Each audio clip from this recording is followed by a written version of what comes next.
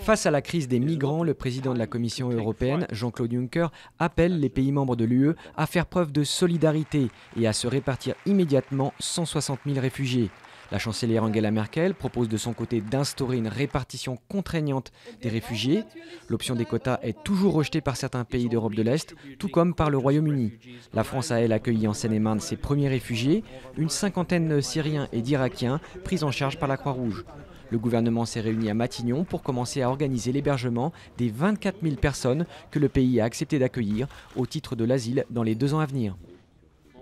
Manuel Valls annonce une réforme du travail d'ici l'été 2016. Il s'agira d'arriver à plus de souplesse du droit du travail tout en gardant le même niveau de protection, a expliqué le Premier ministre qui a repris l'essentiel du rapport du haut fonctionnaire Jean-Denis Combrexel.